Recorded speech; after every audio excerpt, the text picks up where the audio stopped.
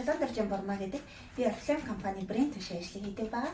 Энэ удаа та бүхэндээ би маш гоё бэлгийг санал болгох гэж байгаа баяртай байна. За бүгдээрээ бэлтгээгээ танилцгаая.